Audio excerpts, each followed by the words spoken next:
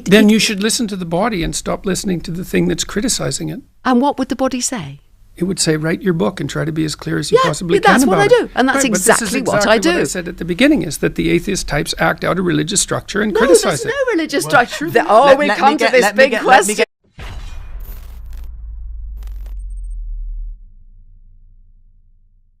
So I just finished an awesome podcast by Jordan Peterson and his debate with Susan Blackmore, both amazing and proven professional psychologists who've done amazing work. But they talked about, do we need God? Is there a need for God in this world? And Blackmore really took the atheist position and said, no, we don't. We're just beings that move and beings that do things. And she actually said that stuff. And Is that meaningful? And again, I have the same response when I ask myself that question. It's just what this body does. sounded kind of silly because she gave strong arguments in theory where, we just happen to do these things and that's because that's who we are and how we're created and the stimuli and the neurons and the biology of how we have evolved to where we are today. And in theory, one can begin to sympathize with her and say, yeah, that's maybe why you write those books and why you try to help other people and why you do good things and wake up in the morning. But then in practice, in the real life, we know that our personal experience is far different.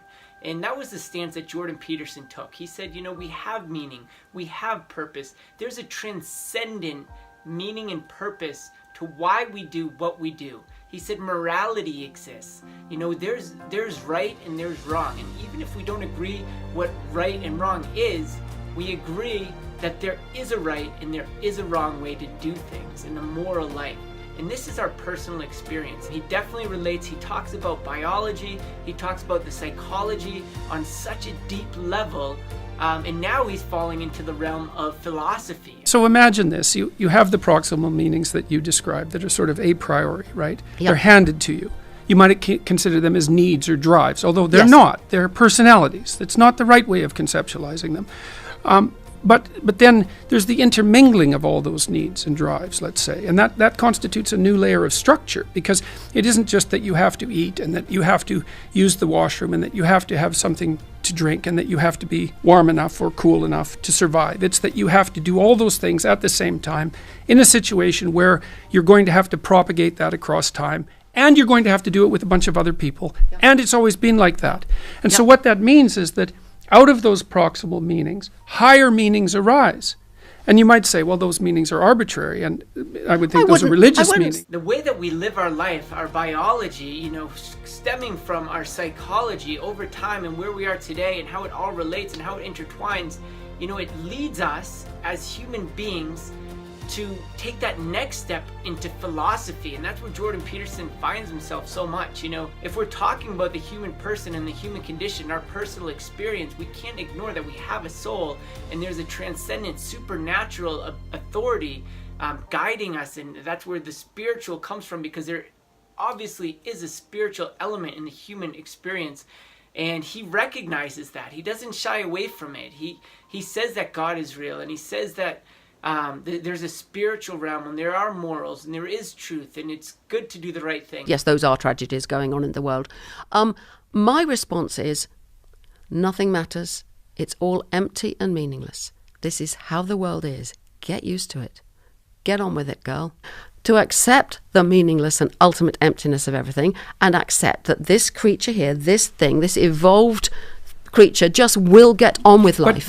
But you're not accepting the meaninglessness of it, even by going through those actions that you described. You don't think so? Not at all, because you're acting as if those things are meaningful. Yes, I am. I'm right. acting as though... He's the one defending religion, and he's not even very religious, but just from a scientific, psychological, and biological standpoint, he can see that God has to exist. And that's why he's really ended up talking a lot about philosophy.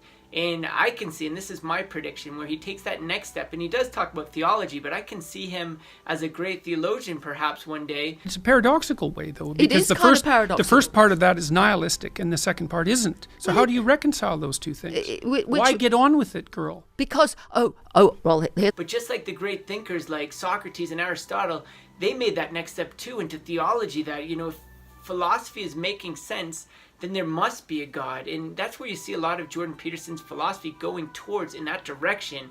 And this is my prediction, but I can see him becoming like a G.K. Chesterton or C.S. Lewis. And C.S. Lewis, who was an atheist, a strong atheist, but a brilliant man, ended up coming to Christ and coming to God through faith and through reason. And I just am so impressed by Jordan Peterson. I'm just loving and intrigued by almost everything he says. Of course, I don't agree with 100% of it. And he's leading a lot of people to really ask these deeper questions. And that's what is so cool about Jordan Peterson, is that he's a scientist and he's brilliant and he's talking about philosophy, he's talking about truth, and he's not negating or neglecting the spiritual life, because it's a truly part of our human experience. And I think Blackmore, in her attempt to take the scientific atheist position, when you really listen to her words and try to apply it to reality, it's very confusing and it doesn't actually make sense. And, we are not creatures who will just not do anything. I can totally see Jordan Peterson becoming a Christian someday as he continues to dive deep into theology, into philosophy, using his unbelievable understanding of the human person, the human psyche. Follow this dude. He's going to do amazing things, and he's helping people